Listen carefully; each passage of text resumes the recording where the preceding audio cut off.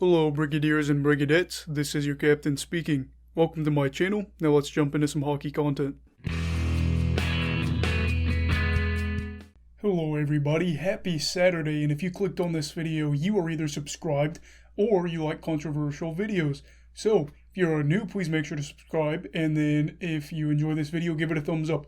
And we will be talking about whether or not the Washington Capitals should stick a fork in what is going on currently for them. And that's where it's going to be interesting.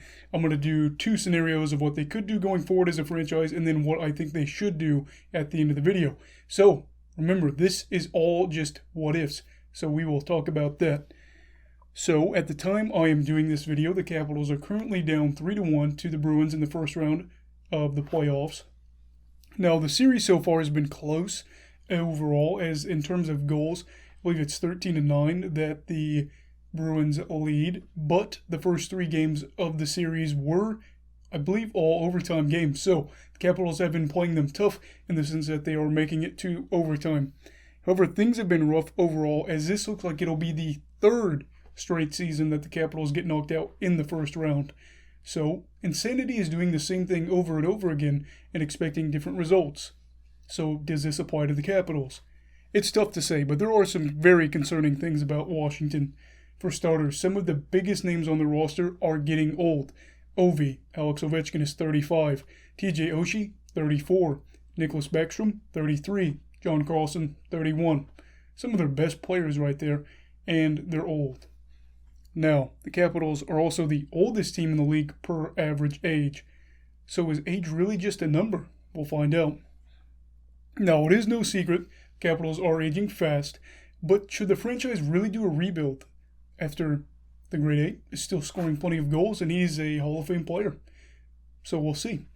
This is probably where the video could get controversial, but I'm going to lay out the two scenarios that we could go forward if you're Washington. So the first one is the more logical route. Hang with me towards the end for the controversial one. And this is one where I think this would be more appeasing to the Capitals fans and is where you're competitive for the rest of Ovi's career. Carlson still has 5 years on his contract. Backstrom has 4. Oshie has 3, I believe. So keep going, right? You got Mantha, who has got 3 years left on his deal. Why not just keep going after it?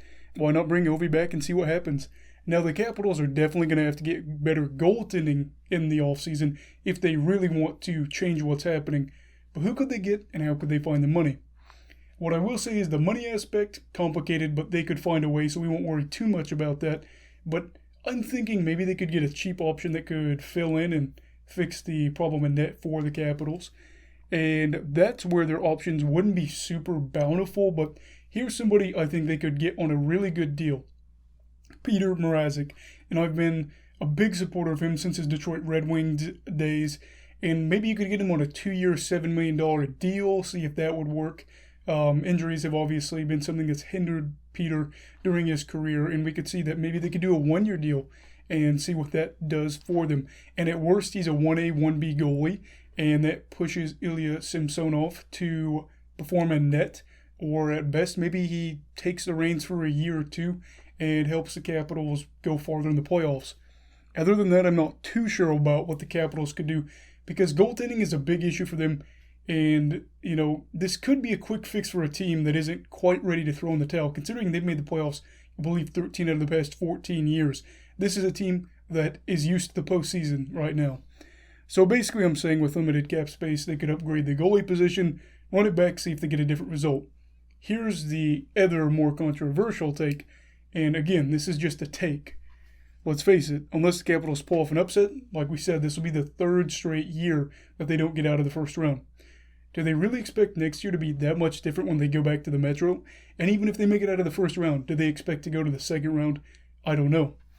Now, I do think age is the biggest worry for me.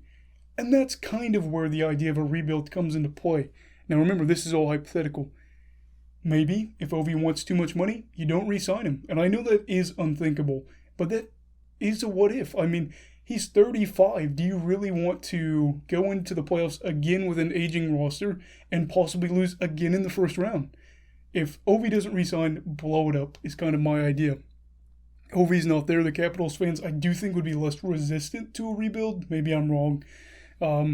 and then you could move the older guys by maybe eating some of the salary in order to get picks, or maybe you could just get them to be shipped out for their contracts and picks. Who knows, maybe, but in the COVID era, at least for a year or two, I think that you'll have to eat some of the salary.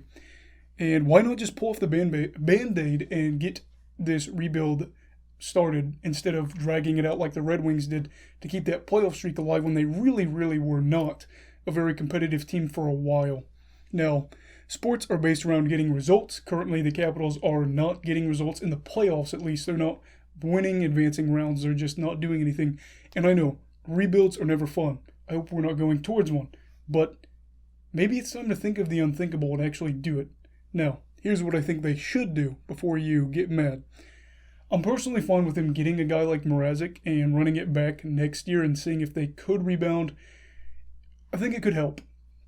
And while I don't think it makes them contenders, maybe they could see some success in the playoffs and keep going that route so Ovi is on a competitive team to end out his career. But I do think if they lose in the first round again, probably time to move on to a rebuild. It's not like they're getting younger, okay? So why would you just keep hitting your head against the wall? It just wouldn't make any sense. 4 straight years, losing in the first round, and then getting older and probably being one of the older teams in the league. That's probably the thing, is they're not young anymore. So that's big for me. Now, Capitals fans, if you're still listening, please understand, Ovi is one of my favorite players of all time. And I want him to be with the Capitals his whole career, and I want them to be competitive. I just don't know if the Capitals are going to be winning in the playoffs during his twilight years. And that's why maybe you would think about the rebuild. So do I think it's time to stick a fork in him? Try to get Mrazek or somebody like that in the offseason. If you don't and can't re-sign Ovi, do it.